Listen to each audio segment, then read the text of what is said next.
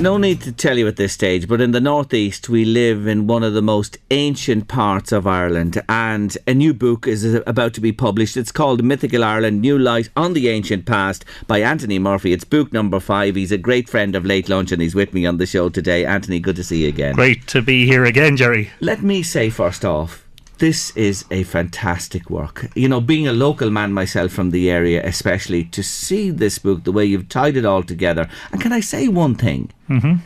The images, the photographs. You like them? No, I don't like them. I absolutely love them. And may I compliment you on, you know, the progress you've made in that aspect of your life as well. Yeah, absolutely. They're wonderful, Anthony. Yeah, it has evolved quite a lot over the years. You know, I've been taking pictures for a long time. But I think the last few years I've really come into my own. I've really started to... a lot of it's about being there at special times. The photographs are very atmospheric. So there's misty, there's sunrises, there's nighttime shots with the stars, there's specially lit shots with lighting that I created. I just have, I think, a knack of creating something a little bit different. And it kind of fits in with the whole mystical side of the theme of the book, doesn't it? Do you know the old saying that a picture speaks 1,000 words? Let me say that those 1,000 words added to all the 1,000 words in this book make it really, really special. And one image I want to talk about, because I winkled that many sea trout out of that pool on the River Boyne, the one at the Obelisk Bridge. Mm-hmm. When did you take that shot? What time of day? It was taken last summer, I think in May, at around 6 o'clock in the morning. Yeah. And so, yeah, I know. Brought back memories, you see, to me. Everyone else is in bed or just on the verge of getting up to do their commute. Yes, except the sea trout anglers of yesteryear when we used to be there and trying to fish right through the night and into the morning. But look, it's only one that I mention. It's book number 5 for you. Why did you dedicate it to Fiona Fay? I met Fiona while I was working in the Dundalk Democrat, and we did an article on her, and... well, basically, to cut a long story short, Fiona, I took an interest in what Fiona was writing about. I actually edited her book, Who Is God You Are, and in return, she was a coach, a life coach, and she helped me with certain aspects of my own attitude towards my own work. And in some ways, I suppose, she helped me see the light, as it were, you know, and helped me steer towards, you know, what I was doing and what I enjoyed doing with my life. Unfortunately, Fiona is no longer with us, sadly. She passed away last year. I thought long and hard about it, and I thought, what better way to remember her legacy than to dedicate this to her? And actually, I'll be saying this tomorrow night at the launch. If you look at where the dedication is, immediately across from that is the prologue, you know, the first section of the book. And the words of that are based on a talk that I gave in Dundalk a couple of years back. And Fiona was sitting in the audience, and she was completely captivated. Great woman, a great spirit, you know, and very, very enthusiastic about how you were getting on and where you were going with your work. And all the time she was doing terrific things herself, but it was, when you got into conversation with Fiona, it was all about you, not about her. That was the wonderful aspect of her. Well done to you, Anthony, and I'm sure her family. I know her husband is coming along, yes, to the launch. Stephen is tomorrow coming as well. That yes. would be very nice and very touching indeed. It'd be lovely to have him there. Can I read these words from the book? Because Mythical Ireland, let me remind listeners, began as an online presence in the year 2000, and here is the book, and these are your words in the introduction. You say, "There is also a part of me that likes the apparent permanence of the printed matter. Text and images that only have a digital presence are, I feel, somewhat transitory. One cannot be certain what changes in technology will affect the way we access information." So that's the reason, therefore, for this book. That would be one of the main motivations behind it, yeah, was to put stuff that was in digital form into print form, because I believe that print is still a very, very valuable format, you know, and the internet and social media is moving so fast, and it's so hard to keep up with it, that you can't beat the old book. Pull it off the shelf and it's there, and if you look after it, it'll be there for 100 years, or, you know.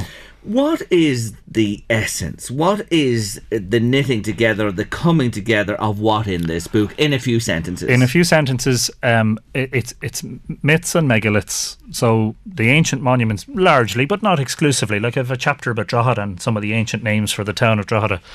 It's a deeper look, I suppose. And there's a sort of a spiritual mystical dimension to it, without getting too new agey about it. There's very much a philosophical and poetic aspect to it. So combining everything, looking at the archaeological evidence and the astronomical evidence, but also looking at the myths and the deeper meaning of those. So I think that the myth is actually quite potent. The myth of a place is always very, very powerful. And I think that the likes of Francis Ledwidge, for instance, who, we were commemorating this year, understood that and had. I think there's another aspect to it too. It's just there's an unspeakable or there's a connection, an intrinsic connection there with landscape and the wild.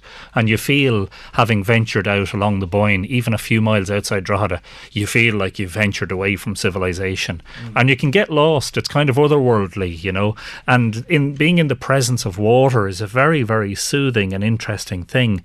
And when you've spent so many lonely hours, now I don't mean lonely as in the sense of detachment from people in a sad way.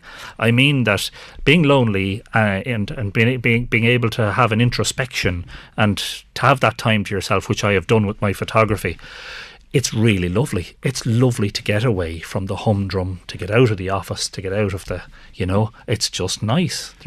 Now you know why I love fishing. Yeah, and I'm jealous of all the anglers who are able to, You've just summed it up there, and you've come to it in another way, through your photography as well.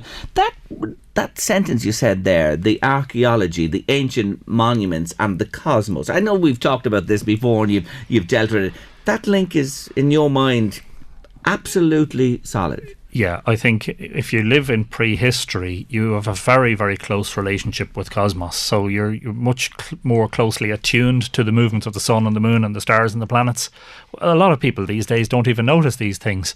But no doubt you've had calls before to your radio station, as a lot of radio stations have, when people see, for instance, Venus in the morning, and they go, what's that big bright star in the morning? And they may never have noticed it before, but of course an astronomer knows that Venus spends a certain part of the year as the morning star and a certain part of the year as the evening star, and that's sort of second nature to us. Well, in ancient times, all of this stuff was second nature. And of course, you didn't live under artificial roofs, you didn't have artificial lighting to kind of block and I was the stars. Just actually interestingly looking at news this morning, and this is a big worry in the world now, this artificial light that's everywhere. They showed the planet Earth, say 5 years ago and today, and what's happening, and there's a huge concern.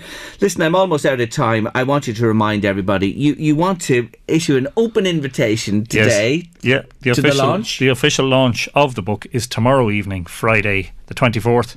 It's at 8 p.m. in the Highlanes Gallery. And anybody who's interested in the subject matter is welcome to come along. And let me say, this book travels through County Louth, County Meath. It's wide ranging. Yeah, well, there's a section about Tory Island off the coast of Donegal. As well there. So it's broader in scope than my previous work in terms of the geography. It stretches a little bit further. There's a whole section about Lough Crew as well, which is a really magical place, Yeah. So Christmas is coming and the geese are getting fat. Please put Anthony Murphy's book in the old man's hat. Yes, it would make a great present. I have to say that, honestly. It's beautiful. I'm glad you think so, yeah. It's a credit to you. Yeah. It really is a credit to you. It's a lovely, lovely book, and continued success with your work that started back in 2000 and on it rolls. The book is called Mythical Ireland, New Light on the Ancient Past by Anthony Murphy. And besides the launch tomorrow night, where can it be got then? Oh, it's in all the bookshops, any good bookshop. And if you want a signed copy and you're not able to come tomorrow night, mythicalireland.com is the website, and in the gift shop you'll see the section there for the books. Anthony, thank you so much for joining me on the show today. Wish you well tomorrow evening. That's a lot on Late Lunch for this Thursday. Back tomorrow with our final show of the week, 2 to 3, Women with Opinions. My God, there's some subject matter up for discussion tomorrow. See you then. The Late Lunch with Blackstone Motors Drogheda. Ready for a new Renault? The 181 Renault Open Week is on from November 20th to 25th. See blackstonemotors.ie for more information. Ouh là là, Blackstone Motors, c'est magnifique.